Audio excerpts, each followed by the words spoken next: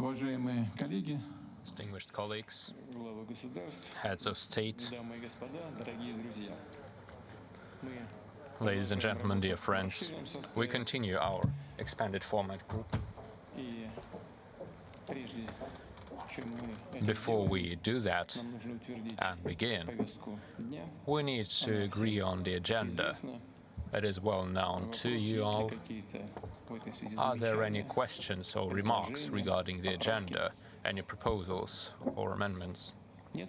If not, Тогда исходим из того, что let us повестка дня consider the agenda agreed. Thank you. Если позволите, то If you don't mind, я открою нашу allow me to работу, start our work, продолжу, вернее, or rather нашу работу. continue our work.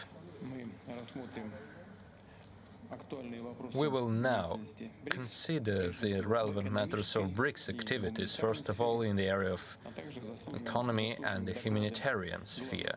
We will listen to reports by the heads of the relevant agencies of our group, namely the President of the New Development Bank, Madam Dilma Rousseff, as well as the Chair of the Business Council, Mr. Cyril, the Chair of the Interbank Cooperation Mechanism, Mr. Shuvalov, and the Chair of the Women's Business Alliance, Madam Nesterova. мировая торговля и в целом глобальная экономика World trade and the global economy in general, as stated before, are undergoing significant changes. деловой активности постепенно смещается в We should point out a positive factor. The center of business activities is gradually shifting towards the developing markets. We see the establishment of a multipolar model, which launches a new wave of growth, first of all in the countries of the global south and east, and naturally in the BRICS states. However, we still witness a significant crisis capacity, and it's not only about the geopolitical tension. What affects that is the continued growth of debt in the developed countries, the expanded practices of unilateral sanctions, protectionism, and unfair competition. As a result, we witness the fragmentation of international trade, the market of direct foreign investment, and especially in the developing states. We see a high level of commodity price volatility. Due to inflation, the citizens' income and corporate revenues are dropping in numerous countries. We are not up to the task of complying with the UN Agenda in Sustainable Development to 2030, and the less developed countries are suffering from this the most. First of all, they're suffering from food and energy inflation. Speaking of the BRICS economies, overall, they show a good level of stability, thanks to responsible macroeconomic and financial policies of our governments. The majority of the group states expect to see accelerated growth rates in the middle term. The average BRICS economic growth in 2024-2025 would be 3.8%, according to estimations, while the global GDP would grow by 3.2 or 3.3%, according to estimates. The BRICS GDP share in purchasing power parity at the end of 2024 0,7%, что уверенно превышает долю стран группы 7. Эта доля составит 30%. 30% было по итогам 2023 года, в 2024 будет чуть повыше. Тенденция к сохранению лидирующих позиций БРИКС в мировой экономике, как представляется, будет укрепляться. Прежде всего, в силу таких объективных факторов, как рост населения, накопление капитала, урбанизация и увеличение... such as population growth, the increased labor efficiency, and the innovations. We see the increased capacity of our economies to use all the advantages of the new wave of global growth. In order to do that, our countries need to step up the technological cooperation in such areas as technology, education, efficient resource allocation, trade and logistics, finance and trade, and significantly increase the volumes of capital investment. In this regard, we suggest creating a new BRICS investment platform, which would become a powerful tool to support our national economies and would ensure financial resources for the countries of the Global South and East. Let me point out that this year, our group has managed to agree on a number of initiatives aimed at solving the critical tasks of our common importance, in particular, to increase the sustainability of supply chains and added value, countering protectionism, to develop the e-commerce, to establish contacts through the special economic zones. We believe that the elaboration of a common position to establish more fair rules of the game in the global economy and the reform of the international finance system will be accelerated thanks to the launch of the special consultation mechanism of BRICS on the matters of the WTO. We need to keep working together to promote balanced approaches towards the low-emission model of development for the global economy. We need to counter the attempts to use the climate agenda to eliminate competition from the markets. This is especially important for the developing markets. This is what the BRICS Contact Group for Climate and Sustainable Development is doing. We see good promise in the initiative of the BRICS Partnership on Carbon Markets and the Climate Research Platform. The countries of the group are building up cooperation in eliminating the barriers for e-commerce and trade. The dynamic growth of the internet sales results in the increase of the number of commercial disputes which require fair consideration. The Russian chairmanship suggested establishing mutual exchange of information on the practices of the launch of online services to settle disputes in e-commerce, in order to make sure we can establish the joint framework procedures of the pre-court settlement of the disputes. Let me remind you of our own initiatives to establish the BRICS Investment Arbitration Center and the Convention on Settling Investment Disputes, which would increase the safety and security of the mutual capital investments. Over the entire BRICS space, we currently have over 2,500 special economic zones. We believe it is important to establish direct links between the management teams of such territories with preferential or reduced rates, in order to make sure they can exchange their best practices in building logistics hubs, localizing the industrial production, and establishing the beneficial and competitive conditions for the investors. A number of BRICS states are the leaders in the production of grains, of beans and oil cultures and products of agriculture. Therefore, we suggest starting the grain exchange of BRICS, which would ensure fair and predictable price indicators for the commodity prices, keeping in mind its special role in ensuring food security. Implementation of this initiative will help us protect national markets from negative external influence, speculations and attempts to create artificial food deficit. Over time, we could think of transforming the grain exchange into a full-fledged goods exchange.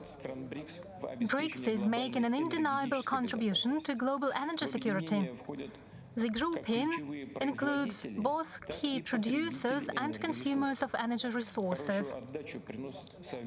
The joint energy research platform has proven its efficiency. Russia is promoting expansion of management of mineral resources cooperation. In July, Moscow hosted the first meeting of the geological platform, which has made it possible to revive the exchange of experience in the field of exploration and production of natural resources. We believe it is reasonable to establish a separate BRICS platform on precious metals and diamonds, because this market is overregulated by different trade barriers, bypassing the universal Kimberley process certification mechanism. The BRICS Competition Law and Policy Center has proven efficient. We believe it is useful to advance this work. In particular, we should launch an interstate platform on fair competition. Let me stress the successful meeting of heads and experts of tax services of BRICS countries that was held in Moscow, colleagues put forward some useful ideas, namely to develop a website for tax cooperation among BRICS countries and establishment of an online platform for digital solutions of tax services. Russia suggested creating a permanent tax secretariat of BRICS on a rotation basis. Increasing transport connectivity requires particular attention because it gives us additional possibilities for growth and diversification of mutual trade. This year, we launched a regular dialogue on this issue. We built subgroups on transport and logistics under the Business Council. We are discussing such future-oriented projects as establishment of a permanent BRICS logistics platform and a review of transport routes, as well as launching an electronic communication platform on transport, as well as establishment of a reinsurance pool. We've reached tangible progress in cooperation on public health care, facilitated by the October meeting of sectoral ministers. It set a long-term vector for work in the field of healthcare. We established a group on nuclear medicine that will promote cooperation in the field of production of innovative radiological medicines and diagnostics. St. Petersburg hosted a first BRICS forum on nuclear medicine that has proven efficient. We've launched an integrated early warning system for prevention of risks of mass infectious diseases. Russia put forward an initiative to establish a research BRICS network on public health care that should strengthen the national health care systems by means of exchanging advanced experience and expertise. We should further strengthen the potential of BRICS Vaccine R&D Center and the BRICS TB Research Network. On a separate note, I would like to mention the first edition of the BRICS Medicine Journal. From now on, doctors, researchers and students have a possibility to publish their innovative ideas. BRICS scientific and technical cooperation is making a contribution to overcoming the global digital divide, development of artificial intelligence and new advanced technologies. I would like to draw your attention to the Russian proposal on establishment of a BRICS alliance in the field of artificial intelligence. It aims at regulating artificial intelligence technologies, in particular in order to prevent their unlawful use. In Russia, the business community has adopted a code of ethics in this field. Our BRICS partners and other countries are welcome to join it. We welcome agreement on common approach to the creation of a system of scientific databases, as well as expansion of cooperation in the number of participants of the network university. Let me mention the decision to establish the Day of Geographer. From now on, it will be celebrated annually on the 18th of August.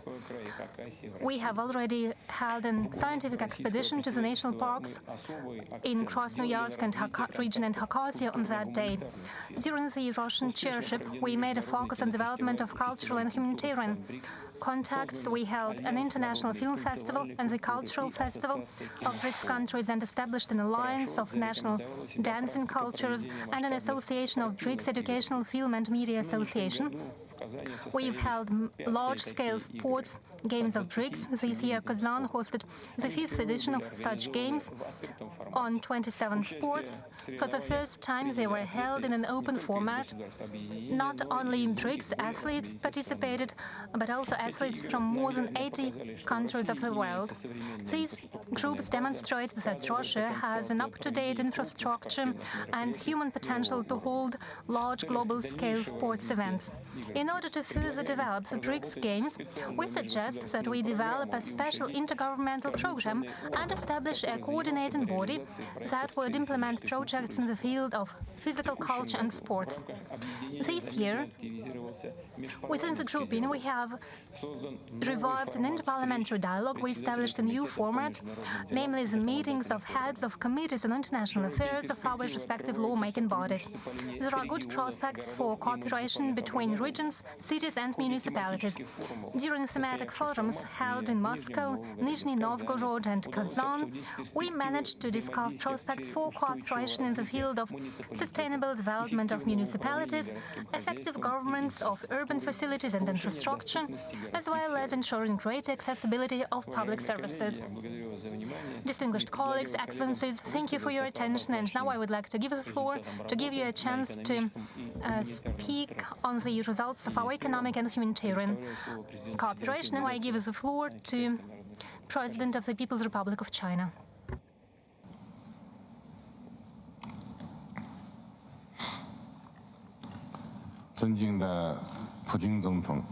Your Excellency, President Vladimir Putin, colleagues. First of all, I wish to extend my warm congratulations on the successful opening of this summit. I also wish to thank President Putin and our host, Russia, for the thoughtful arrangements and warm hospitality.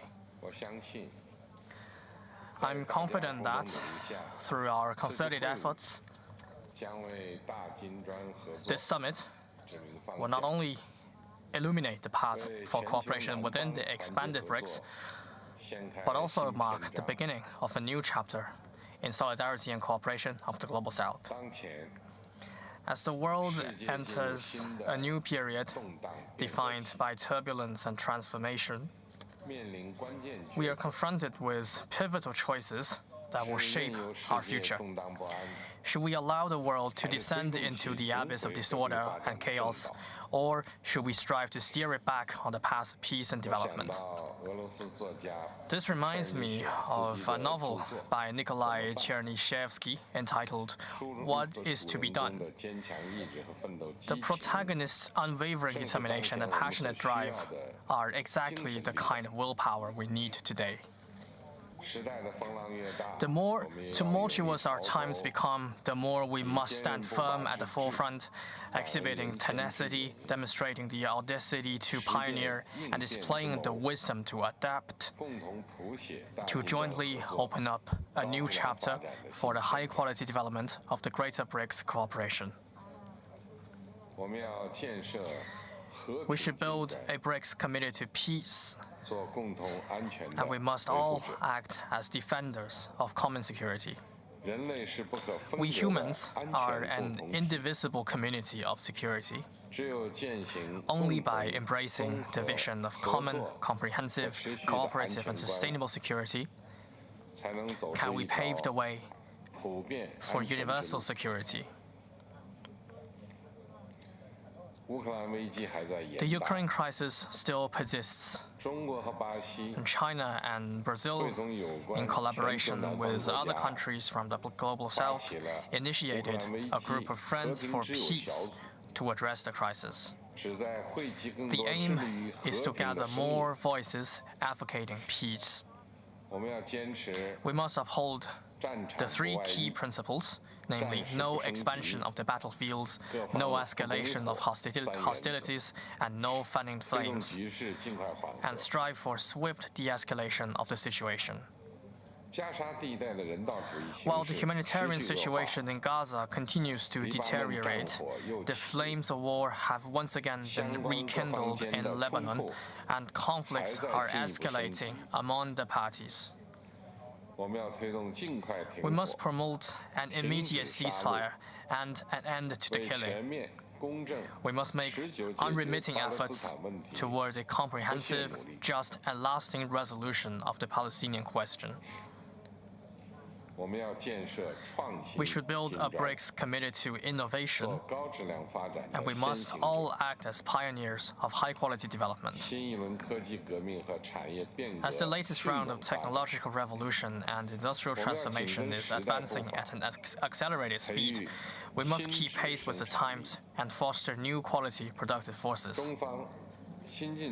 China has recently launched a China BRICS Artificial Intelligence Development and Cooperation Center. We are ready to deepen cooperation on innovation with all BRICS countries to unleash the dividends of AI development. China will establish a BRICS Deep Sea Resources International Research Center, a China Center for Cooperation on Development of Special Economic Zones in BRICS countries, a China Center for BRICS Industrial Competencies, and a BRICS Digital Ecosystem Cooperation Network. We welcome active participation from all the interested parties to promote the high-quality upgrading of BRICS cooperation. We should build a BRICS committed to green development, and we must all act as promoters of sustainable development. Green is the defining color of our times. It is important that all BRICS countries proactively embrace the global trend of green and low-carbon transformation. China's high-quality production capacity, as exemplified by its manufacturing of electric vehicles, lithium batteries, and PV products, provides a significant boost to global green development. China is willing to leverage its strength to expand cooperation with BRICS countries in green industries, clean energy, and green mining, and promote green development through the entire industrial chain so as to increase the green quotient of our cooperation and upgrade the quality of our development. We should build a BRICS committed to justice, and we must all act as forerunners in reforming global governance. The international power dynamics is undergoing profound changes, but global governance reform has lagged behind for a long time. We should champion true multilateralism and adhere to the vision of global governance characterized by extensive consultation, joint contribution, and shared benefits. We must ensure that global governance reform is guided by the principles of fairness, justice, openness, and inclusiveness, and increase the representation and voice of Global South countries. The current developments make the reform of the international financial architecture all the more pressing. BRICS countries should play a leading role in the reform. We should deepen fiscal and financial cooperation, promote the connectivity of our financial infrastructure, and apply high standards of financial security. The new development bank should be expanded and strengthened.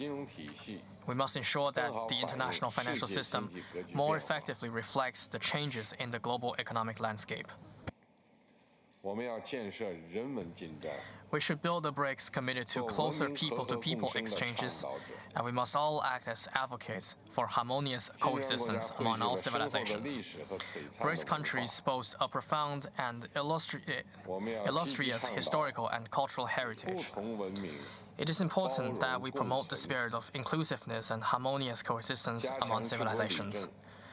We should enhance the exchange of governance experiences among BRICS countries and fully harness the untapped potential for cooperation in areas such as education, sports, and the arts, so that our diverse cultures can inspire one another and illuminate the path forward for BRICS. Last year, I proposed an initiative for BRICS digital education cooperation, and I'm delighted to see that it has become a reality. China will implement a capacity-building program for BRICS digital education. We will open 10 learning centers in BRICS countries in the next 5 years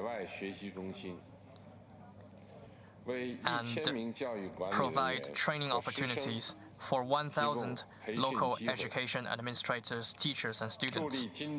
This will be a tangible step to deepen and strengthen people-to-people exchanges among BRICS countries.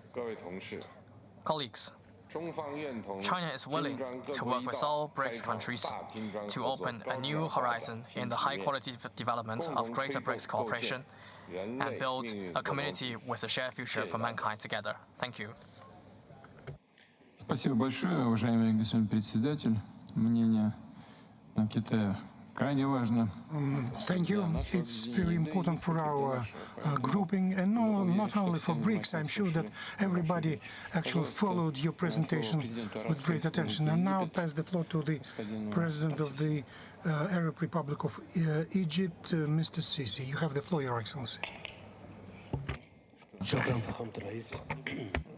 Excellency President, in the name of Almighty God, Your Excellency President Vladimir Putin, President of Federal Russia, Majesties and Excellencies, Presidents of States and Governments, honorable participants, it gives me a pleasure to address this session, which is an availing opportunity for exchanging views and consultations in a framework of openness that boosts common understanding to the current international and regional issues. I would like as well to second the briefing reports submitted by the President of the New Development Bank, the representatives of BRICS Business Council, Businesswomen Alliance, and the bloc's mechanism of collaborating banks. I affirm our full support to their action. Ladies and gentlemen, Egypt fully believes of the significance of the enhancement of multipolar international order, including the UN and its organs at its core. It is the main anchor for maintaining peace, stability, and development gains. It is a robust guarantee for keeping international peace and security. However, the subsequent crises stormed the world over the past years unquestionably demonstrated how crippled is the international order in dealing with equity with conflicts around the globe. Furthermore, the state of polarization and selectivity with which the international order is characterized. Honorable participants, the international developments showed that the deficiency that the current international order suffers from is not only limited to political and security issues, rather is extended to economic and developmental themes. The developing countries are suffering from the surging debt issue and the non-availability of the required finance for the achievement of the sustainable development goals, further to the high cost of financing and lending. Out of this, Egypt attaches great priority to taking concrete moves, safeguarding that the international community would undertake its role for the provision of concessional financing for the realization of development in the developing states through putting in place innovative and effective mechanisms for financing development and holistic mechanisms ensuring the sustainable management of the developing countries' debt. Honorable participants, I would like to also to note that in last June, Egypt hosted the first international forum of the New Development Bank. That forum was designed to introduce the bank transactions and the support it provides to both the public and private sectors and discuss the prospects of future cooperation among the BRICS member states.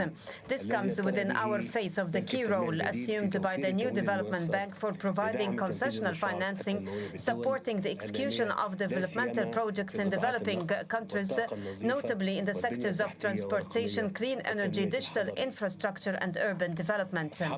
Majesties and Excellencies, the expansion of BRICS grouping early this year reflects the grouping's nation's attention to strengthening multilateral cooperation and raising the voice and interests of the developing countries in various international and regional fora.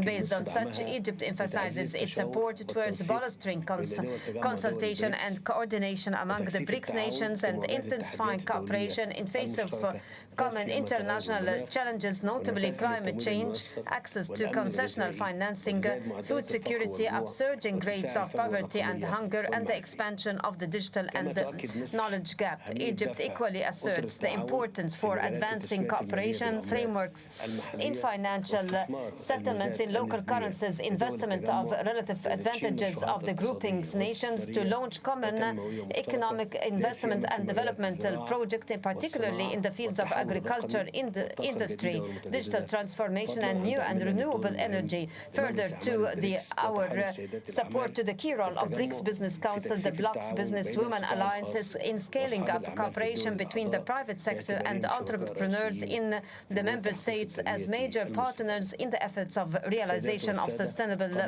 development. Ladies and gentlemen, before I conclude my speech, I would like anew to confirm Egypt's commitment to the principles and pivots of BRICS action, as well as its earnestness to promoting cooperation among its states, contributing to the optimization of its role in instilling security and stability, increasing the global economic growth and attaining sustainable development goals. Thank you. Peace be upon you. May Allah's blessing shower you.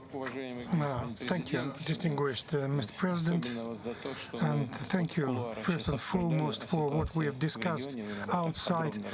We've discussed the situation in the region. You briefed us in greater details about that. And now we have online President of Brazil. And it's my pleasure to pass the floor to Mr. Silva. You have the floor, Your Excellency.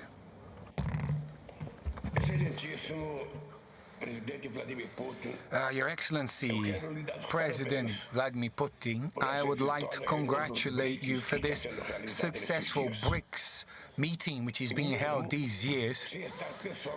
Even though I'm not in Kazan in person, I would like to acknowledge how pleased I am to be addressing my BRICS brothers and sisters. I would like to thank the group members for their support in Brazil's presidency of the G20. Your support has been crucial to advance essential initiatives for reducing inequalities, such as taxing the super rich.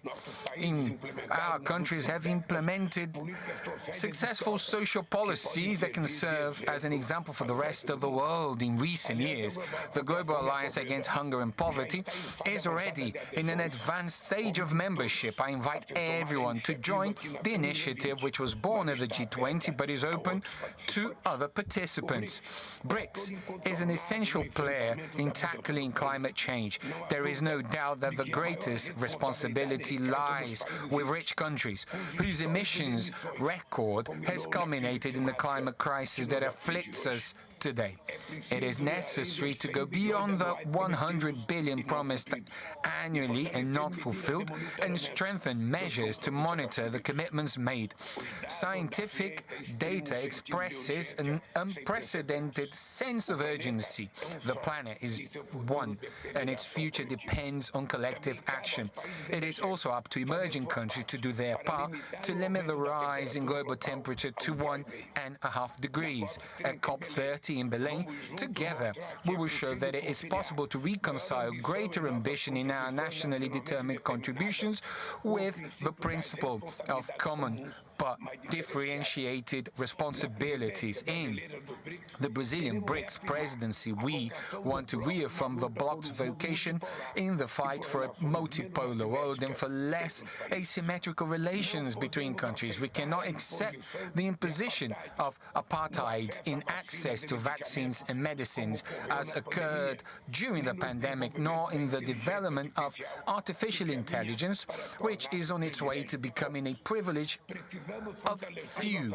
We need to strengthen our technological capabilities and encourage the adoption of non-exclusive multilateral frameworks in which the voice of governments prevails over private interests. BRICS has been responsible for a significant portion of global economic growth in recent decades. Together, we are over 3.6 billion people who are part of dynamic markets with high social mobility. We represent 36% of global GDP by purchasing power parity.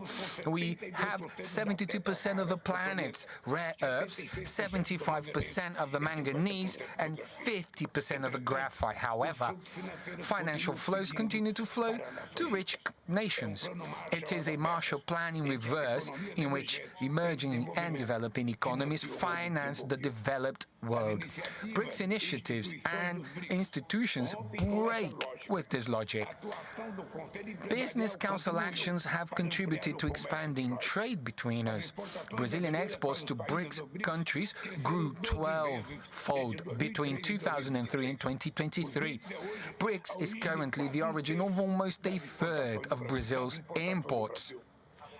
The Women's Business Alliance is creating networks to foster women's economic empowerment and combating persistent gender inequalities through the interbank cooperation mechanism. Our national development banks will establish credit lines in local currencies, which will reduce transaction costs for small and medium-sized enterprises. The new development bank, which is celebrating its 10th anniversary this year, has invested in the infrastructure needed to strengthen our economies and promote a just and sovereign transition.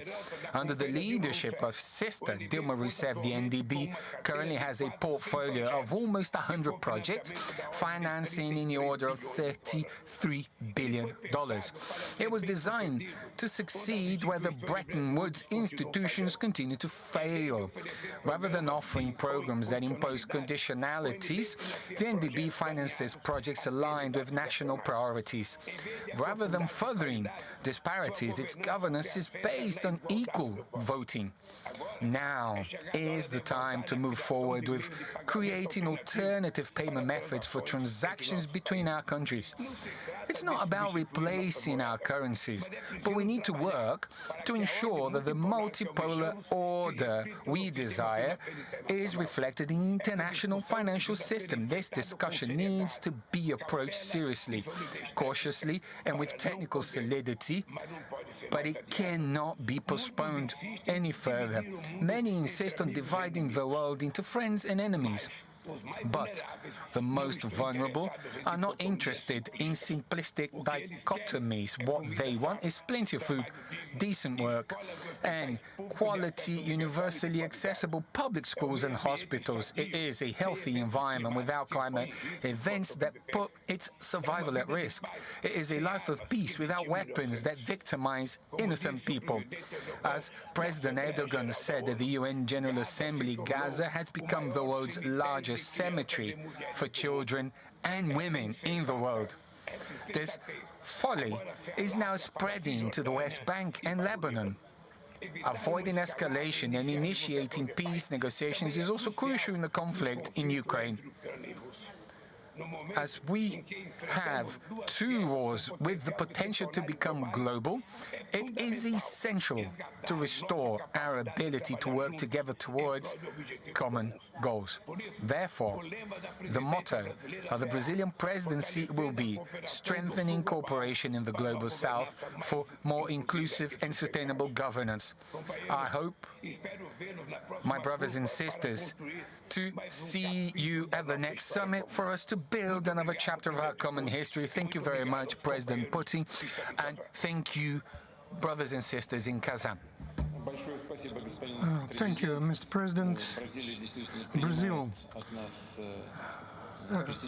we passed the chairship to Brazil, and on our behalf we will do our best to support you and to make this transition of chairship efficient, and we are sure that the chairship is in secure hands. And now I pass the floor to the Prime Minister of Ethiopia. You have the floor, sir. Excellency Vladimir Putin, President of the Russian Federation, Excellencies, Heads of State and Government, distinguished delegates, I would like to express my sincere gratitude to President Vladimir Putin for hosting the 16th BRICS Summit. This gathering represents hope in our pursuit of effective multilateralism to address the pressing global challenges we face today. As the newest member of the BRICS family, Ethiopia is prepared to engage constructively in fostering a multilateralism that serves both developed and developing nations, anchored in the principle of equity. Our world is rapidly evolving with a multitude of crises that demands wisdom and thoughtful approach. Excellencies, it is crucial to acknowledge that economic growth in developing countries is often challenged by unfair global financial systems. The imbalances in our global economic framework are driving rising inequality, inflation, and unemployment, making collective efforts more urgent than ever. The calls for climate action and climate finance continue to be ignored even as the crisis deepens.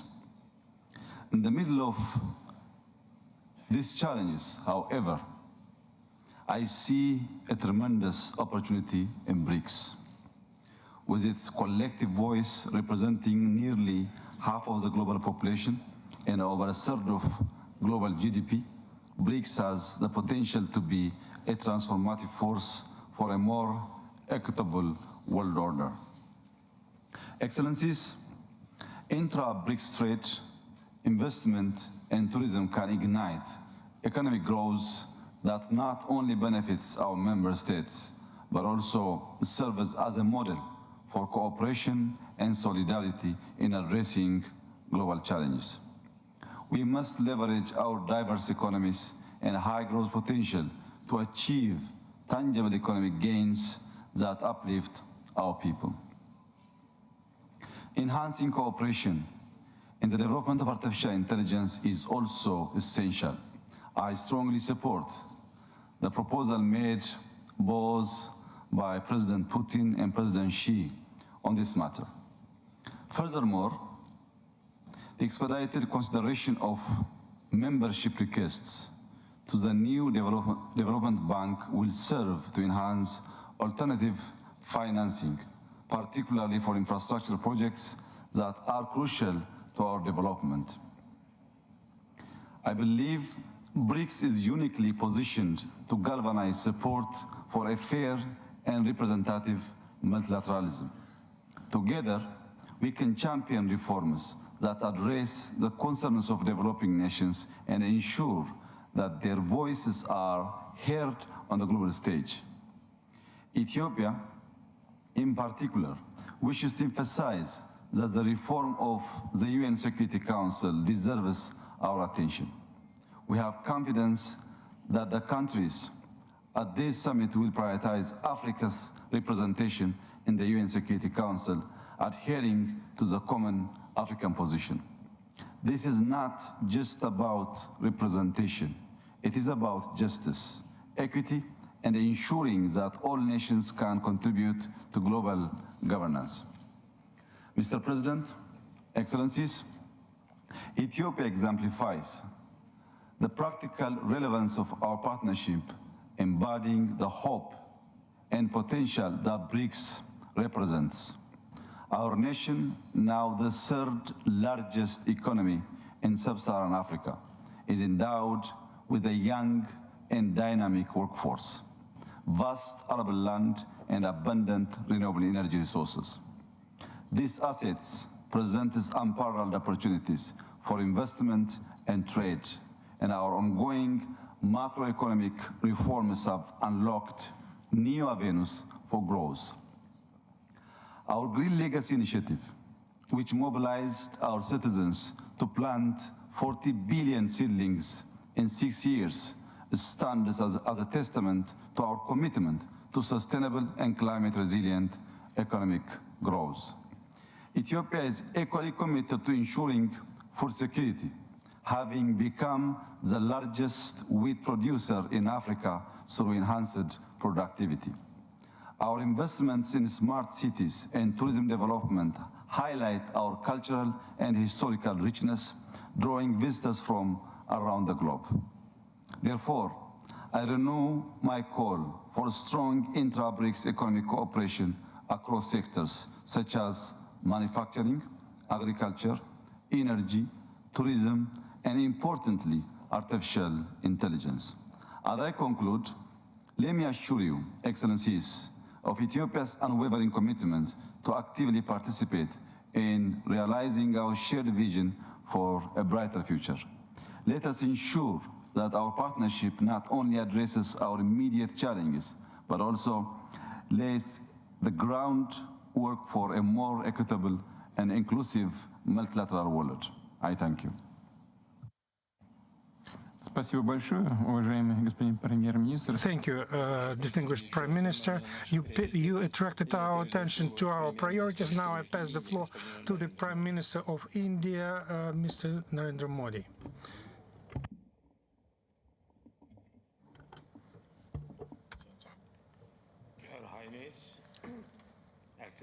Your Highness, Excellencies, ladies and gentlemen,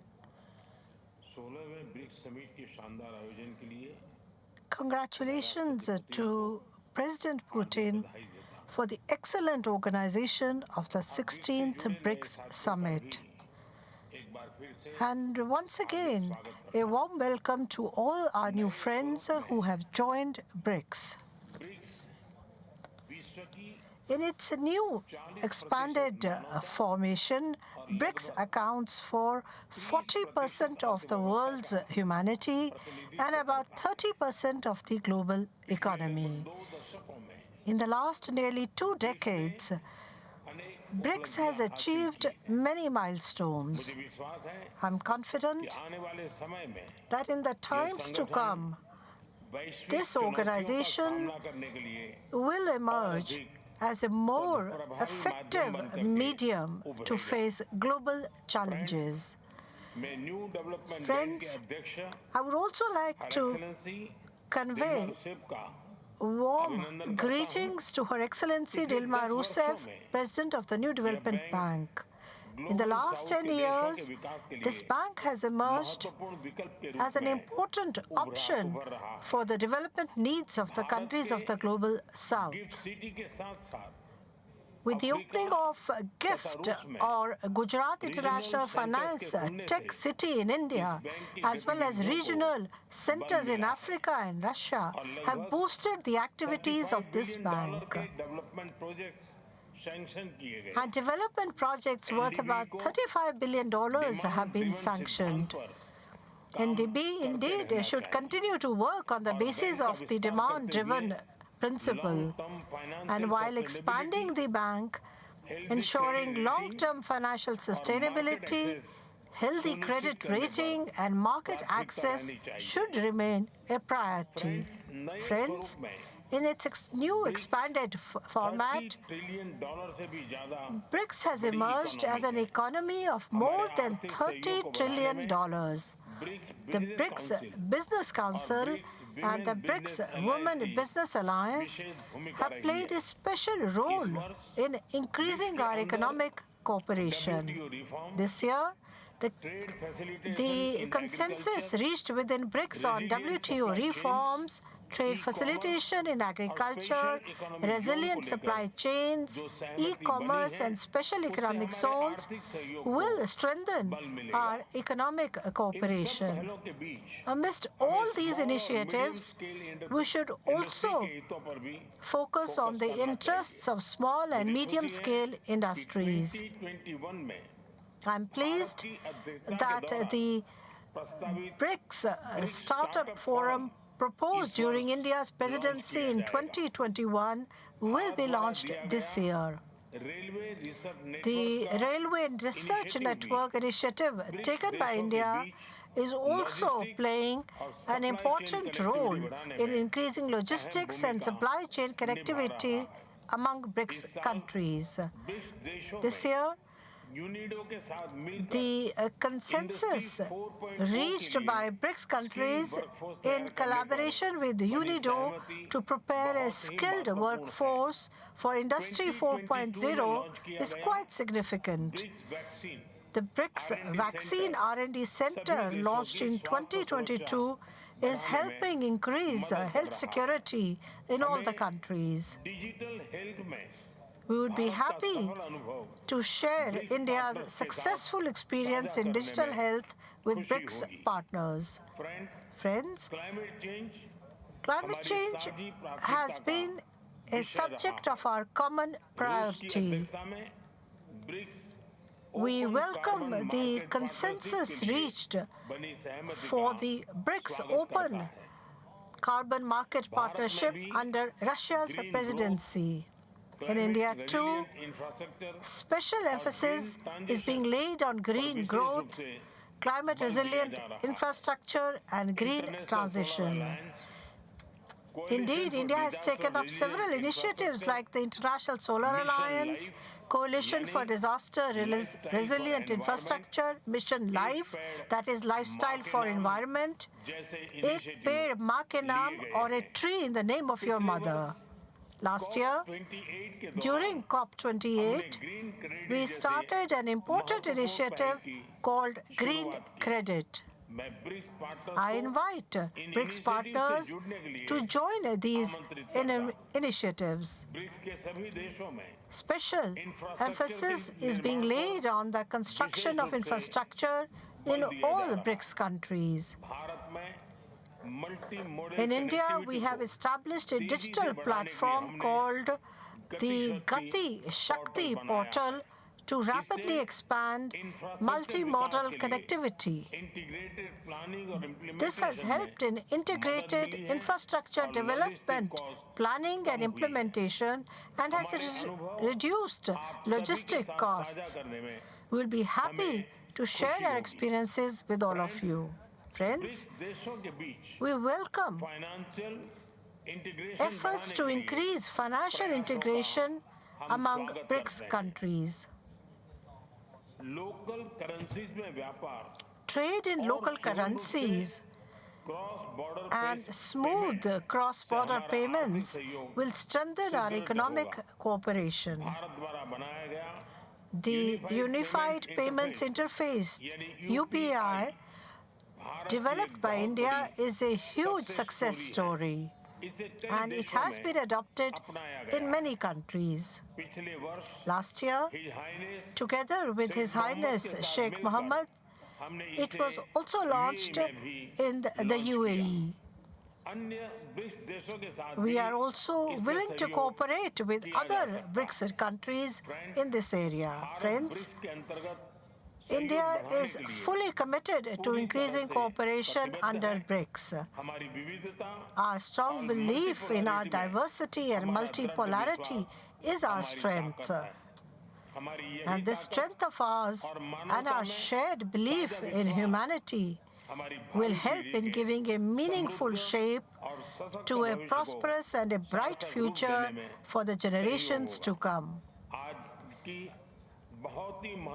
I thank everyone for today's very important and valuable discussions. As the next president of BRICS, I extend my heartfelt best wishes to President Lula.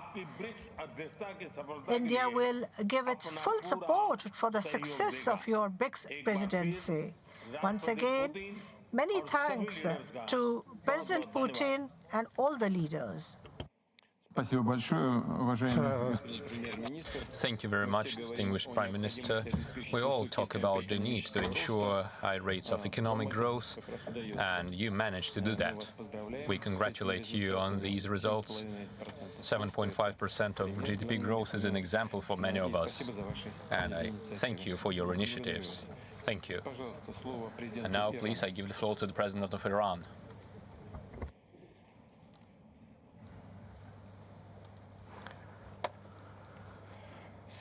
In the name of God, the Beneficent, the Merciful. Your Excellency, Mr. Vladimir Putin, the Honorable President of the Russian Federation, distinguished heads of BRICS member states, Excellencies, ladies and gentlemen,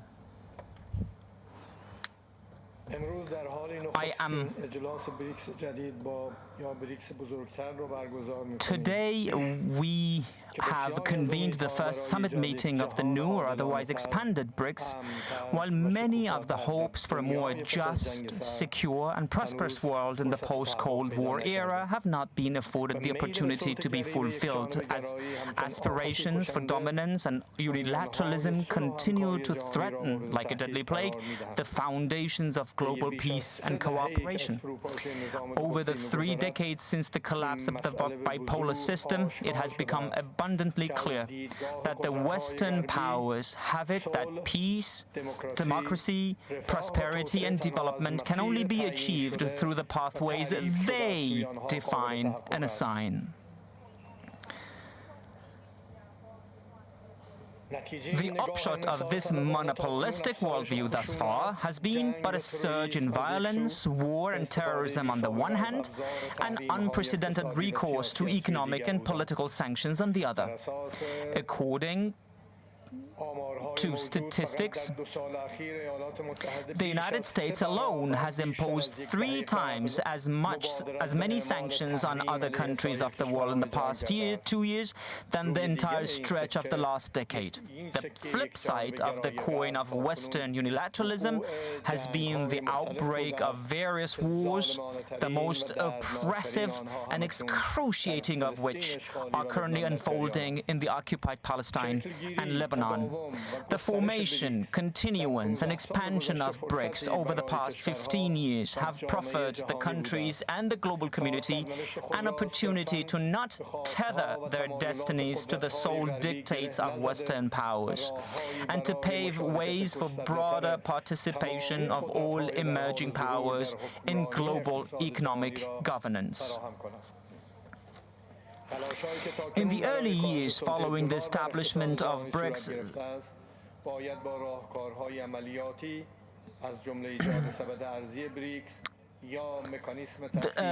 or the new payment systems independent of dollar need be strengthened. The independent countries can no longer indemnify the United States for its unsound financial policies or its failure to combat systemic corruption in its financial sector. The world today faces numerous challenges, including food security, climate change, debt crises, the North-South divide, to name a few. Addressing these issues, which have disproportionately exposed the developing countries and the global south to tension and harm, must go through the active participation of these nations. The BRICS alliance ought to pursue with higher vigor its cause of making the voices of the unheard echo throughout the global community and effectively follow up on its dialogue mechanisms with other countries.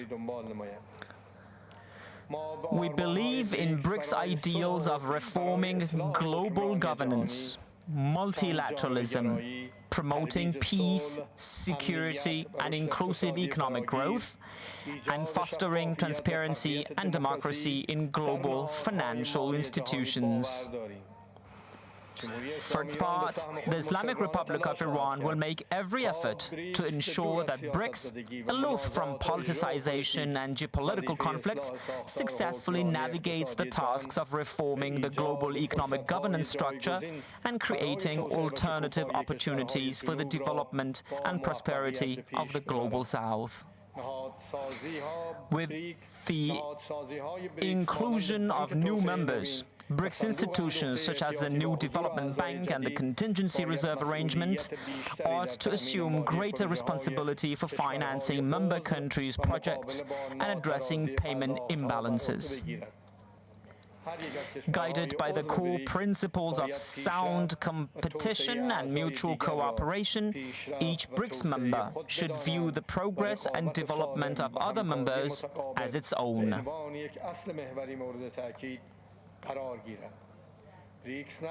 BRICS is not meant to serve as merely a conversation club. Its decisions should have the backing of execution guarantees and anticipation of apt tools that can help them materialize.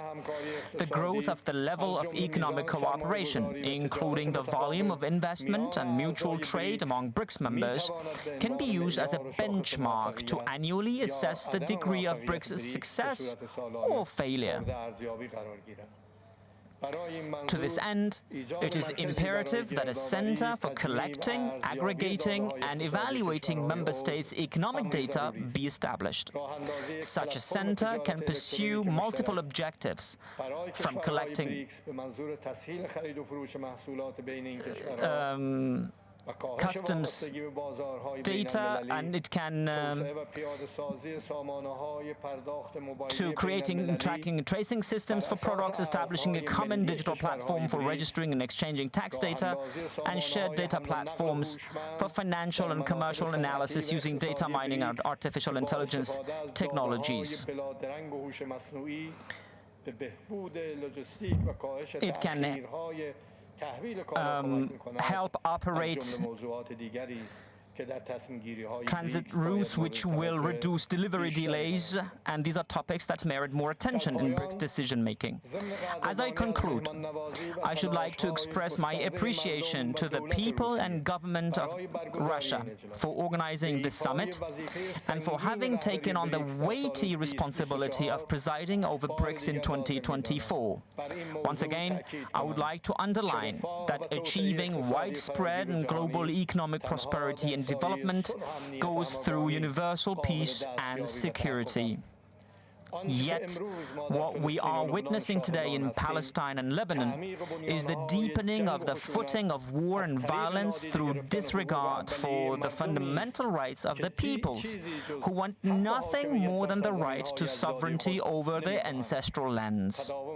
The continuation of the ongoing situation will indubitably continue to push the world closer to the risk of widespread insecurity and war. Therefore, I call on all the distinguished members of this valuable and influential BRICS to marshal all their collective and individual capacities to introduce change to the situation, to put an end to war in Gaza and Lebanon, and to reduce tensions in our region. Thank you, and I look forward to seeing you again. Thank you, Mr. President. You mentioned very important things, namely, it is our common goal to ensure broad cooperation in the interests of the global majority. This is why we are all here, and this is why we work. Thank you very much. Now I give the floor to the President of South Africa, please. Your Excellency, President Vladimir Putin, Your Excellencies, fellow BRICS leaders, honorable ministers, excellencies, and ladies and gentlemen. Allow me to start by thanking President Putin and the people of Russia for hosting this, the 16th BRICS Summit, in this beautiful city of Kazan.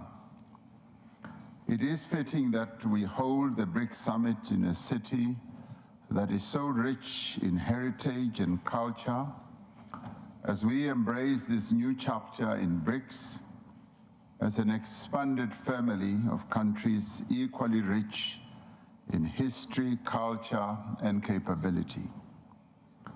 Our story as the BRICS countries is a story of solidarity, of mutual respect and mutual benefit.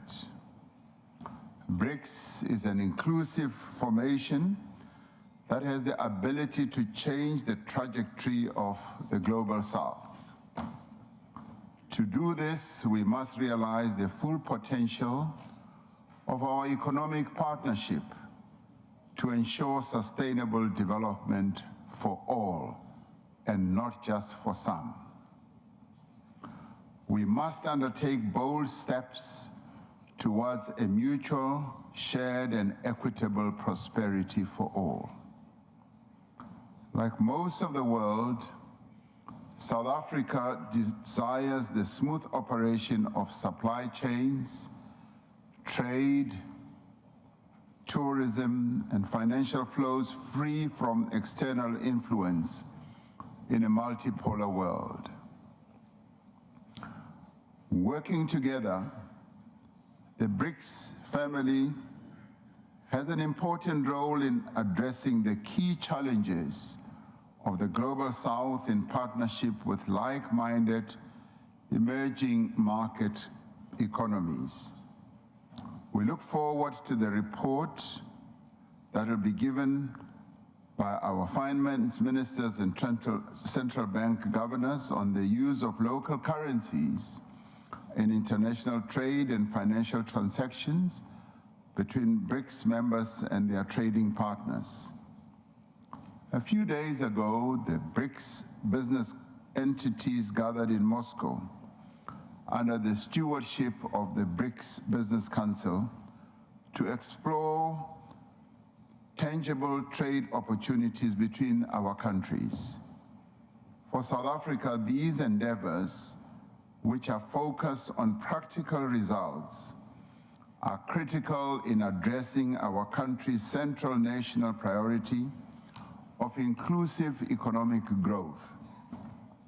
For us, inclusive growth means, amongst other things, prioritizing women-led businesses. In this regard, we acknowledge the diligent work of the BRICS Women's Business Alliance to unlock economic value between the BRICS countries for the development, growth, and sustainability of women-owned businesses.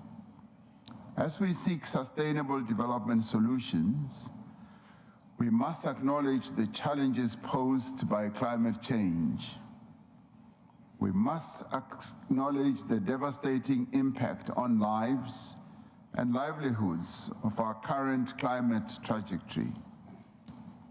As South Africa, we remain committed to a just transition to a low-carbon economy. We are committed to the reduction of global emissions, guided by the principle of common but differentiated responsibilities and respective capabilities. While countries with developing economies remain severely impacted by climate change, they have contributed the least to the current climate crisis that the world is experiencing.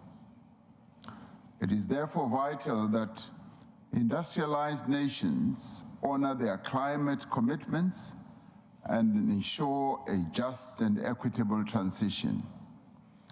It is essential that climate actions do not deepen global inequality or stifle the developmental aspirations of the countries in the global south.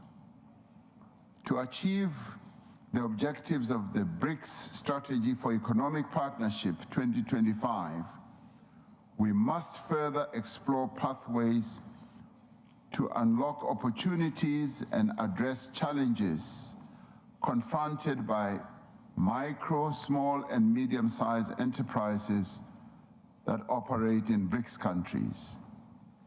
We must intensify cooperation amongst BRICS members by launching common development programs in the fields of exports, industrial cooperation, and technology exchange.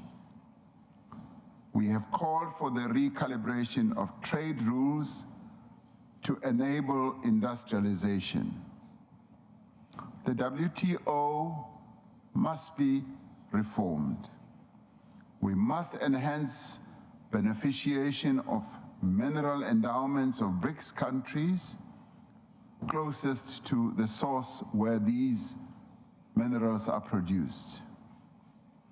This is important for development and for the advancement of our decarbonization goals. The unique role that is played by the new development bank as a multinational development bank is pivotal to the development aspirations of our group and emerging markets and developing economies at large. We commend the work that is being done and progress that is being achieved by the new development bank under the excellent leadership of our dearest sister, Dilma Rousseff. It is one of the finest examples of the value of the BRICS group because it is supporting the growth and development of countries of the global south. And this is a great strength. And as we enhance the development of these countries, we also need to focus on peace and security in the world. The conflicts that continue to rage in the world are of great concern to us. The continuing conflict in Gaza, the Middle East, resulting in the death of so many Palestinians, is a matter of great concern. We must continue to insist that there should be a ceasefire with immediate effect, and that there should also be recognition for the self-determination of the Palestinians. We have achieved progress on a number of areas, and this level of progress that we have achieved must encourage us and inspire us to do more. And it must also make BRICS to become an even more effective instrument for global peace and for global progress at all levels, economic and otherwise. I thank you. Thank you very much, Mr. President. Thank you for pointing out the challenges for the Global South. We all agree that we need to fight against climate change, but we cannot agree with you that no one should be allowed to use this for their own selfish interests or the interests of certain groups. You said that rightfully. Thank you very much for that. And now I would like to give the floor to the Minister of Foreign Affairs of the United Arab Emirates.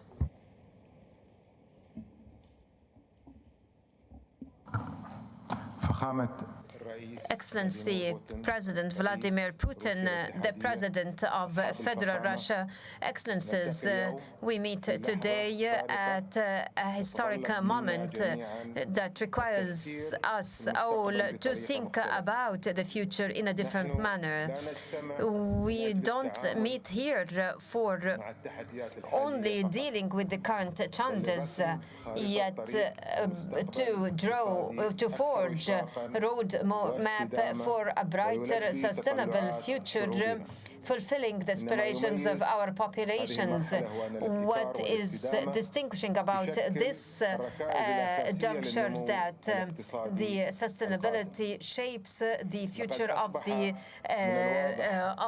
upcoming economy. It has been clear that economic growth is no longer associated with the traditional patterns, yet on our potentialities and capabilities for innovation and the adoption of new technologies, in addition to rethinking of how to tap the current opportunities. Our economy today is in need of new drivers, and to think beyond current challenges and explore new solutions that would forge the global scene in a different manner that ensures growth, prosperity on one hand, and sustainability and fairness on the other hand. Ladies and gentlemen, UAE believes that the modern economy must be resilient, diversified, and based on innovation. Over the past decades, we built an economy based on diversification and openness to the world. Nonetheless, we realize that success is not only on present, but however it rests on the future and adoption of new approaches serving our interests and the interests of our population and forthcoming generations. Egypt takes pride that it has realized specific shifts in different sectors like aviation, technology, and logistics, as it hosts as well a number of the prominent strategic events at the international level, representing basic platforms for the enhancement of the international economic dialogue, especially pertinent to green and sustainable economy. The green economy represents today one of the basic anchors and pillars for the attainment of sustainable development. In the UAE, we see that such a diversified economy is an opportunity for strengthening economic growth. UAE invested in the renewable energy, wind energy, and other sources of energy, and we hope to enhance the capacity of the energy, natural energy, and the green economy is part of our vision for a sustainable future that respects the environment. Excellences, through the comprehensive economic partnership, CEBA, UAE strengthens its initiatives and creates new economic opportunities. Such conventions are major pillars in our external economic policies. It allows us to open new markets and increases our economic competitiveness in the global markets. They also enhance our cooperation with our partnerships in the interest of the benefit of everybody. In UAE, we believe that the developmental partnership is the key to sustainable development, and we endeavor to expand such partnerships, and we also increasingly focus on the economies which contribute to green economy. Ladies and gentlemen, in the conclusion of our today's meeting, chaired by Excellency President Vladimir Putin, we assert that the joint communiqué that will be issued would be a very important step to our strengthening our collaboration and advancing and moving forward towards facing the future collaboration and achieving our joint goals. Thank you. Thank you so much. United Arab Emirates are very responsible when it comes to resolution of our common tasks. We have had lots of opportunities to discuss it with President of the United Arab Emirates, in particular during his most recent visit to Russia. Now I give the floor to President of the New Development Bank, Madam Rousseff.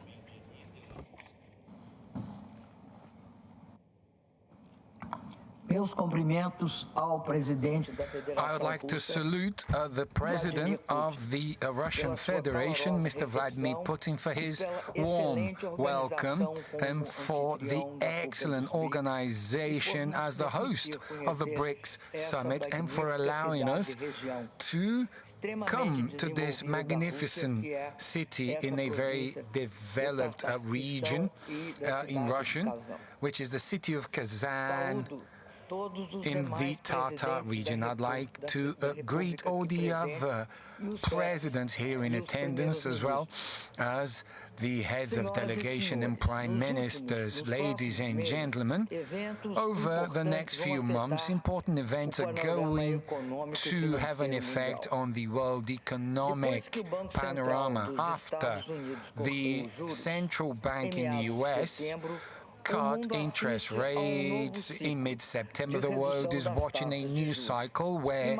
interest rates are being reduced, and once more friction is provoked and triggered by the predominance of these policies over the rest of the world. The future pace of this interest cuts is completely independent of the trajectory of the work market or inflation in the US. What shows the lack of control that most countries have on its own interest rate trajectory, exchange rate trajectory. In Europe, the economy is frail, and other events continue to fire on the continent. The level of worry may be seen by the European Central Bank's decision last week of reducing interest rates for the third time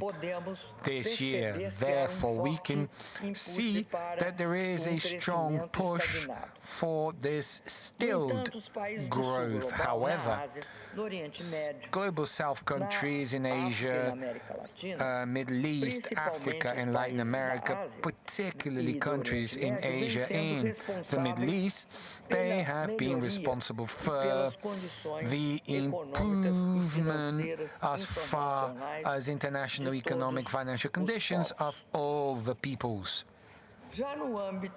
Now, at the geopolitical level, the dramatic situation in Palestine and the Middle East continues to be a core point as far as our concern is concerned, particularly for the fact that the death of children and women has just the one explanation, termination. The complexities of the region, they also affect the transport and international logistics situation. Hence, the complex geopolitical situation is something that is added also to the use of the US dollar as a weapon for the changing of living conditions of populations that also affects the basis of the international financial system, which is trust and integrity.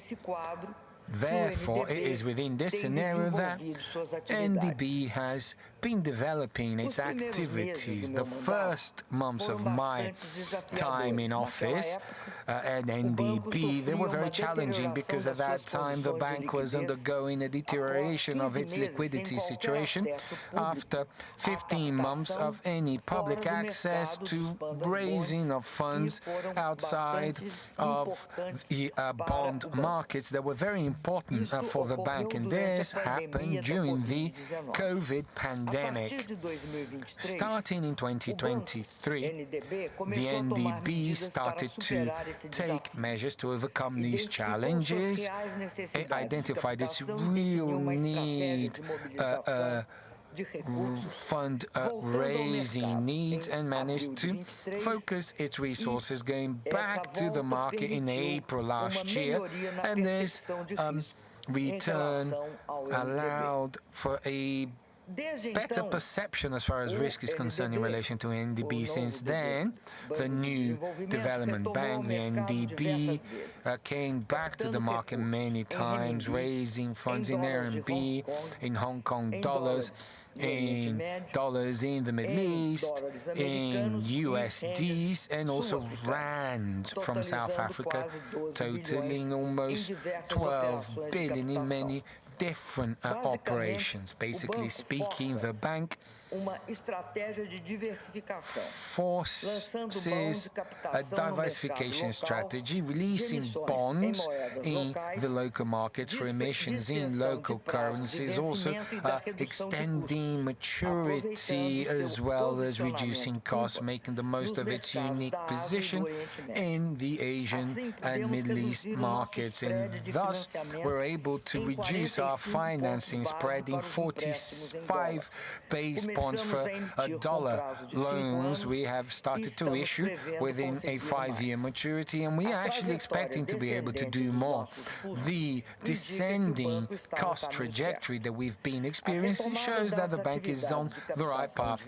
Resuming fundraising activities allowed us to make disbursements for hired projects in addition to signing new financing contracts and increase the so-called project pipeline for NDB. Only for the years of 2024 and 2025, we projected a project pipeline from 39 to 40 projects that goes from transport infrastructure, clean energy, energy efficiency, water, sanitation, environmental protection, social and digital infrastructure, totaling almost 10 billion USDs. The accumulated disbursements from the bank have reached $20.6 billion since its creation. The bank has financed 101 investment projects, which has totaled around $35 billion. The new development bank is expecting and wants to put a lot of emphasis in the financing in local currencies, and this is critical to increase our financing capacity, such as our strategy from 2022 to 2026 that establishes the goal of ensuring that 30% of all financing will be done so using currencies from member countries. Up until now, the approval of projects in local currencies from our countries has reached 28.3%. Thus, we are reaching the 30% already, and this is why it is critical for us to promote new technologies, promote new platforms for financing in local currencies. This approach, in addition to being important and ensuring us higher financial sovereignty and ensuring that the finances also reflect the importance of our countries' investments and trade, also tries to solve this imbalance created from the cash flows when we take these USDs for them to be expressed in local currencies and the financing of the payment being done in international dollar, because this has been one of the sources that explains the high level of indebtedness of global South countries. Because once you raise funds in local currencies, you do away with the need for hedging and you create a protection against the volatility of interest and exchange rates. Your Excellencies, distinguished guests, ladies and gentlemen, the positive results reached by NDB recently have allowed for an important new reduction to be approved for sovereign loans for our member countries. A very long-lasting request from our shareholders, and this is an important fact because by reducing such costs makes the projects better for countries in the global south and also makes the bank more competitive. Another item which is top of our priority list is expanding the number of members, because new members, they reinforce the roles, the bank's role as a platform for cooperation for global south countries. The growing interconnection between us makes it easier for creating a financial infrastructure based on multilateralism and on a multipolar world. And it also boosts this dynamic. In 2023 and 2024, NDB had many formal consultations sent for them to become members of the country, which shows how consolidated the NDB is and how attractive it is for global south nations. In a debate held in the last meeting of the bank governors, we are now finalizing the process for admitting Algeria as a member of the bank. The NDB tried to reach another strategic goal, which is to become a center of knowledge, and thus the bank has promoted relevant discussions about the sustainable development and also the use of currencies from member countries, exploring platforms and technologies to offer more favorable financial conditions for emerging markets and developing countries. It is thus the commitment that the bank has of exploring new, innovative and important financing platforms in local currencies. It has also been very important to share development views and experiences, particularly to share our processes of overcoming energy-related problems, transforming this experience in benefits for member countries. Lastly, I am happy to to say that despite the uncertainties and global challenges, the new development bank has moved forward and has shown positive trends in this last period. However, this does not mean that we are pleased with what we have reached. This only makes us capable of striving to reach more and get more.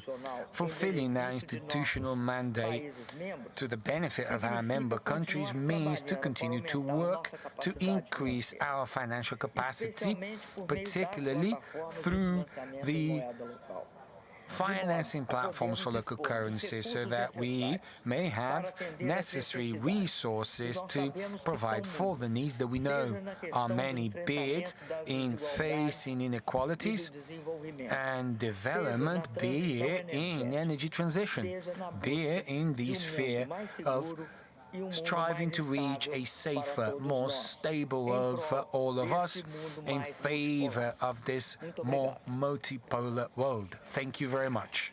Thank you very much, Madam Rousseff. You said that the dollar was used as a weapon. It is true, and we see that.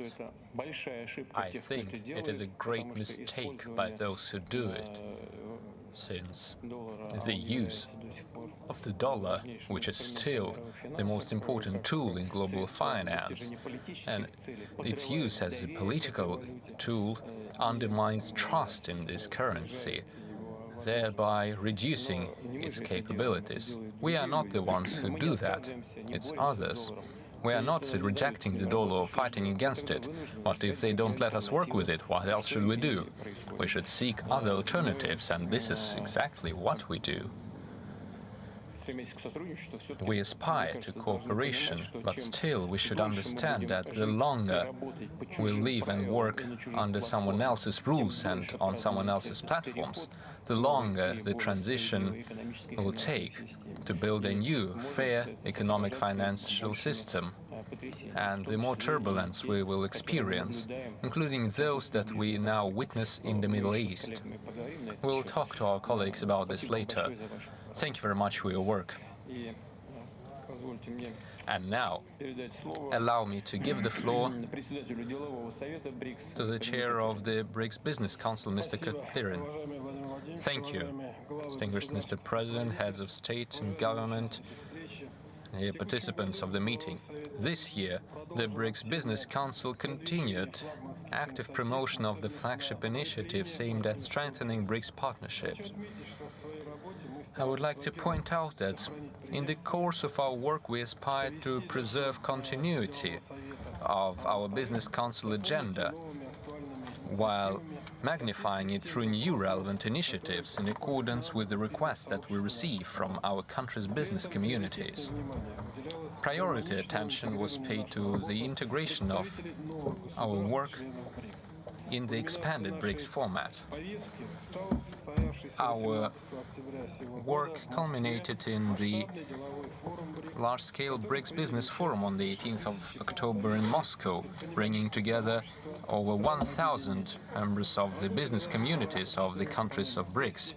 We worked during 4 panel sessions involving all the relevant areas of business cooperation.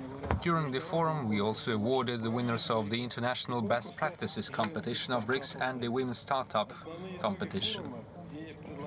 The main outcomes and proposals of the forum, elaborated by the BRICS Business Council, served as the foundation for the yearly annual report that we provide for your consideration. This is the main outcome of our work this year. This document includes 46 recommendations to continue cooperation in the following areas: infrastructure, transportation and logistics, financial services and investments, agriculture, trade and international cooperation, digital economy and artificial intelligence, energy, green economy, climate, aviation and industry, professional training.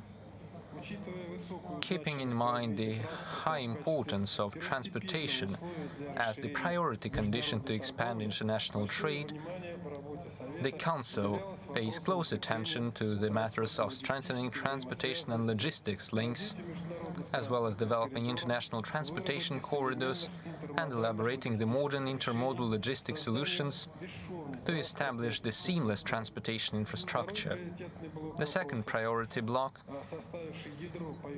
which serves as the core of the Business Council agenda this year, is about establishing the sustainable financial system. We paid much attention to the creation of new BRICS international payments mechanisms, payment services, the BRICS credit ratings, as well as the matters of insurance market cooperation. The third priority area for the Business Council of BRICS for this year is the development of the digital economy as well as the cooperation in the area of AI. In this context, the efforts of the Business Council were aimed to promote the initiatives to establish a joint digital infrastructure, the joint use of biometric identification systems, as well as the development of information security and digital inclusivity. Apart from that, the Business Council agenda was dominated by the matters of food security, investment cooperation, sustainable development, as well as ensuring BRICS technological sovereignty. Distinguished Mr. President, heads of state and government, under the current political and economic transformations, we still witness serious aspirations of the businesses of BRICS to continue working together to establish and deepen business contacts, to seek out new drivers for economic growth, for the sake of better links between our countries, to improve the quality of life and welfare of the BRICS citizens. Basing on the experience of the Business Council this year, you can rest assured that the BRICS business community, the Chambers of Trade and Industry, the Committees for International Trade, the industrial unions and entrepreneur associations, companies and enterprises stand ready to continue working on their links to build fair and mutually beneficial cooperation. To conclude, I would like to say, Mr. President, distinguished heads of state and government, that the BRICS Business Council will continue promoting and implementing the capacity of the economic capacity of the group, guided by the principles of continuity, openness, mutual trust, respect, and the interests of each party. Thank you for your attention. Thank you very much. I was giving a speech recently for the Business Council in Moscow, and I believe that all our country's entrepreneurs aspired to direct contacts with each other, and we will keep promoting that. Thank you. Now I would like to give the floor to the chair of the Interbank Cooperation Mechanism, Mr. Shuvalov.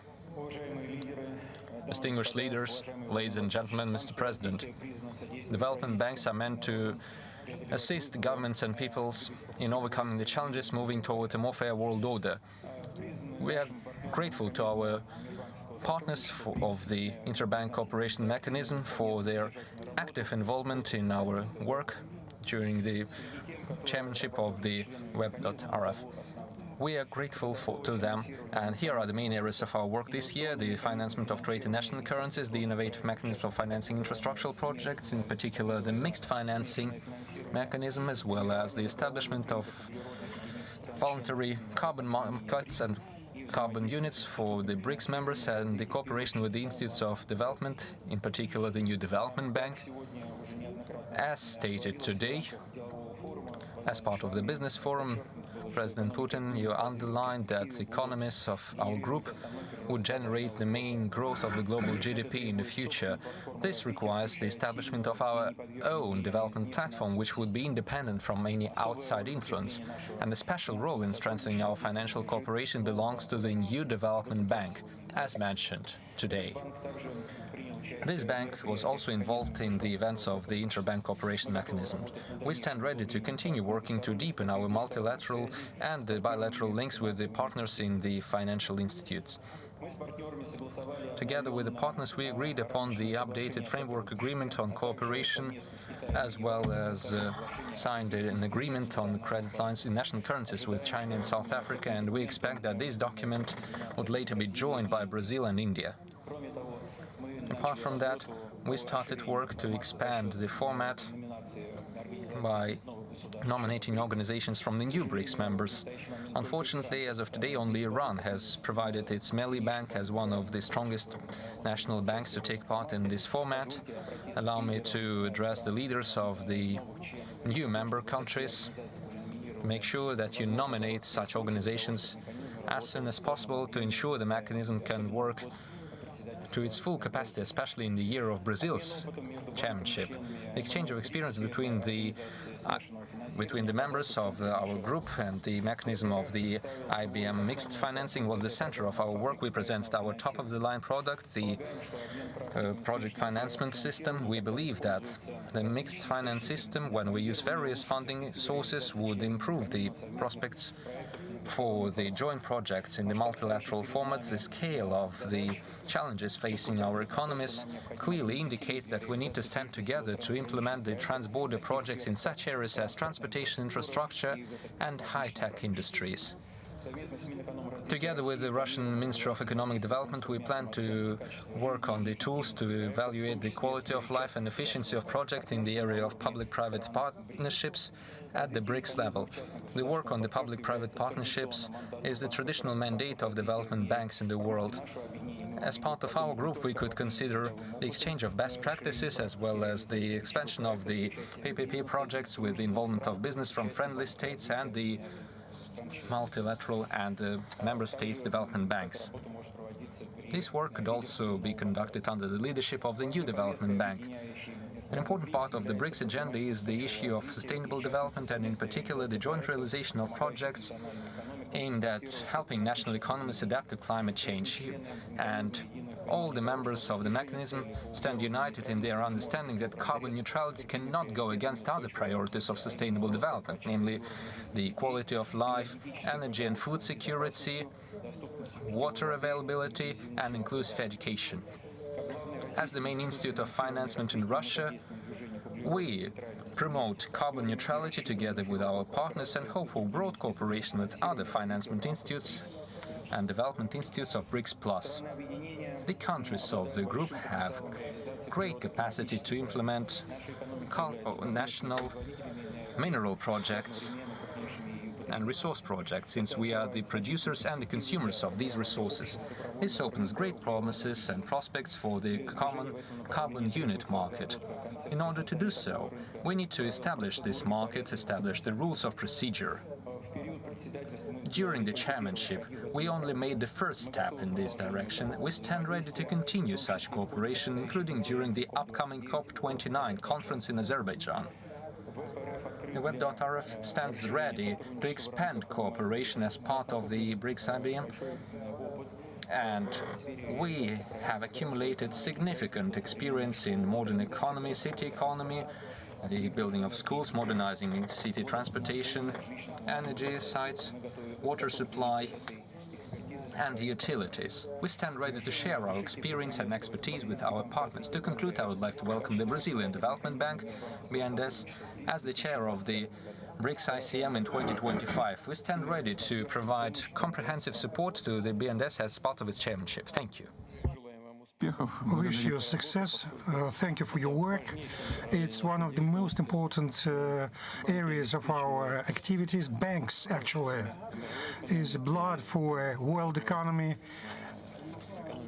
and national economies. Once again, thank you for your work and success to our Brazilian partners. And now I pass the floor to the chair of the Women's Business Alliance, Madam Nesterova. You have the floor. Dear Vladimir Vladimirovich, dear heads of states of BRICS, ladies and gentlemen, thank you for this opportunity to brief you about the main results of our alliance in the framework of Russian chairship. The alliance has been started in 2020. 4 years elapsed, and for this period of time, thanks to common efforts of all national parties, it became efficient mechanism of business cooperation between business women. Alliance includes industry, agriculture, finances, pharmaceutical sector, infamy, IT, and creative industries, as well as science. We have 6 sectorial working groups. During Russian chairship, we started the ESG dialogue, which is aimed at implementation of joint initiative and projects. This year, one of our main tasks is to create the comfort conditions for involving new country in our agenda. Our key project, Common Digital Alliance Platform, helped us. We started developing it back in 2021. This portal allows business women to get all the necessary information about the alliance projects and initiatives, to mark their business interests and to develop direct business contacts with their country from our countries, and became part of business activities of BRICS. More than 2,000 business women from 30 countries are part of this alliance, and we started more than 1,000 women projects and initiatives. We organized the competition of women business startups, and which included more than 100,000 business women from 29 countries. The majority of requests had to do with highly technological innovative projects, and business women actually active in different areas. Just I quote a few examples. Iran, business women, they developed a system of constant monitoring of glucose and innovative therapy on the basis of immune cells to fight cancer. They created smart spoons to relieve tremor. China, unique robotized hands for humanoid robots. Russia, progress software for analysis and interpretation of CT, MRT, etc. They developed technologies for online diagnostic of cardio monitoring. So the alliance platform offers them the opportunity to scale up the best practices. We keep working with them because this is the basis for implementation of multilateral initiatives and projects. All these projects we included into digest, which reflects the results of this competition. The entrepreneurship of business women is diverse, but there are areas where ladies dominate. And first of all, in the social area, where they create more comfortable social environment. Alliance studied 10 countries of BRICS in the economy of care, patients' care, elders and disabled care. And as a result, we published a white book which is dealing with care economics, and where 100 best practices are reflected, how to eliminate administrative barriers for ladies, etc., etc.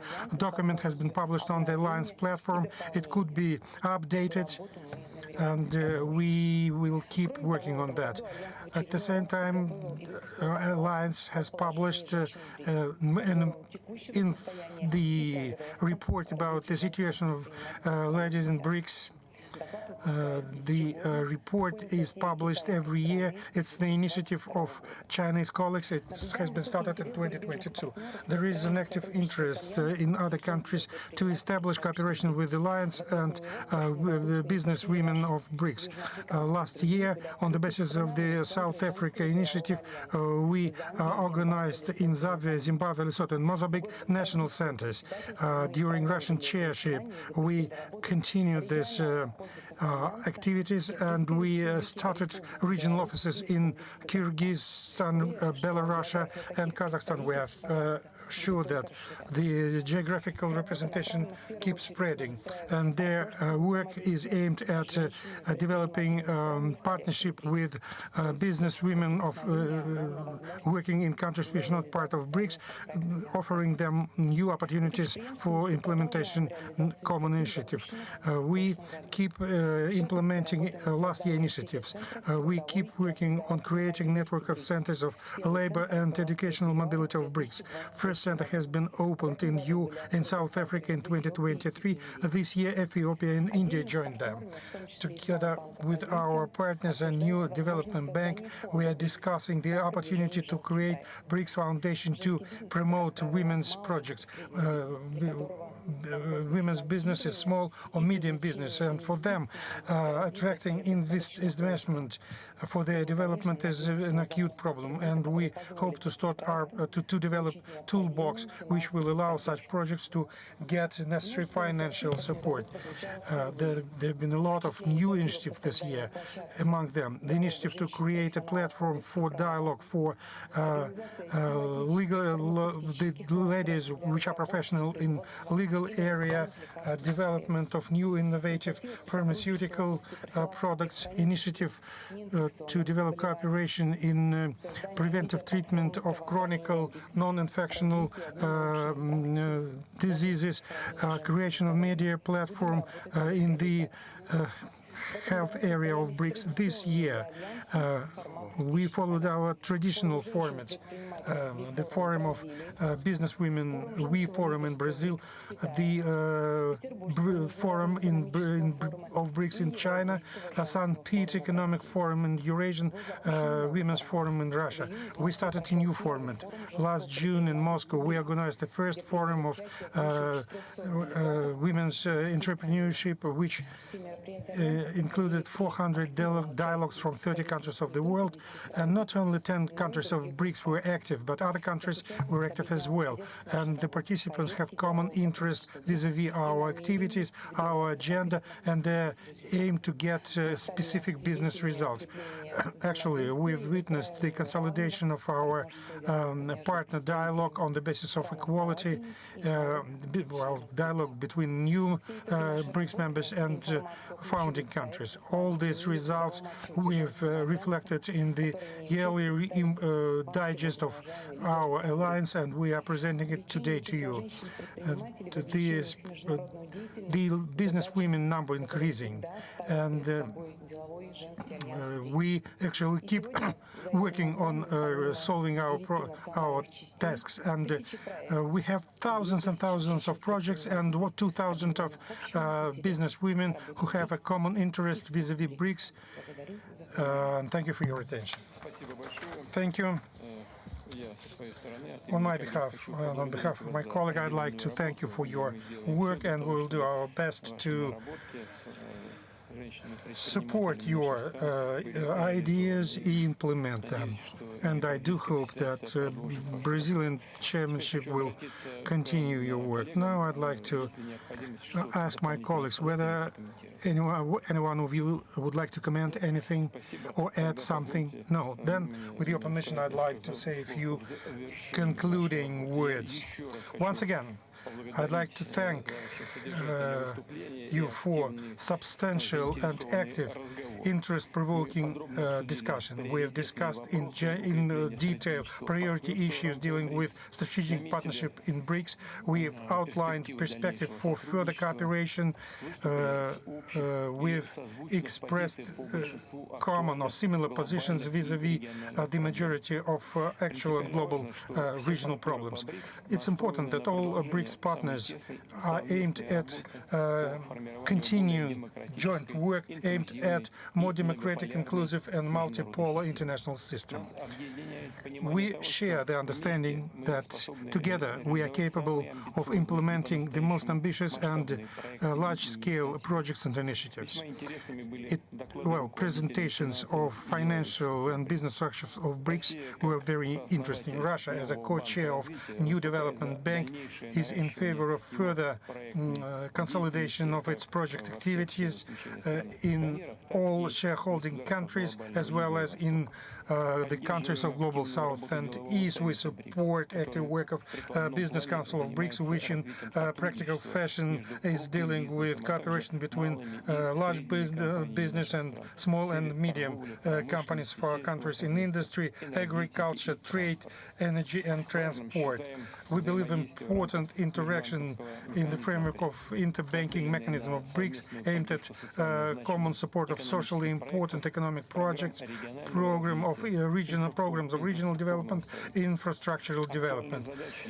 Well, one of important tasks is to stimulate using national currencies for trade and investments, and no doubt our common support should be offered to the activities of Women's Business Alliance of BRICS, created to help the best part of our humanity in their business development and their contacts and future-oriented activities. In general, this year, the cooperation, thanks to cooperation in BRICS, we get serious results in all three most important areas: in politics, security, economics, finances, culture, and humanitarian context, and it's a good groundwork for the future.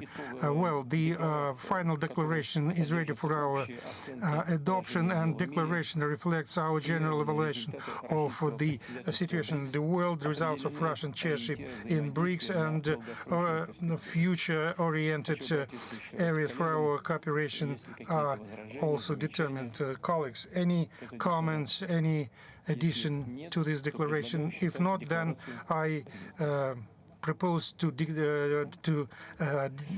adopt this declaration. The declaration is adopted. And I'd like to mention that we are planning to distribute this document in the UN as our common document. As it was mentioned, starting from next January,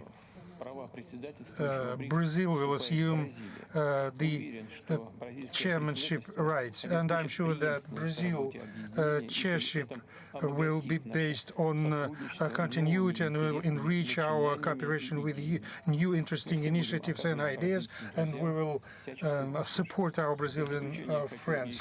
And at the end, I'd like to thank you for constructive and productive joint work, and to declare our meeting of BRICS Summit in the expanded fashion concluded. Tomorrow we will have outreach BRICS Plus, and we will discuss important issues of interaction between our group and other countries of the world majority. And this evening I invite you to the reception, and delegations which came for tomorrow's meeting are invited there also.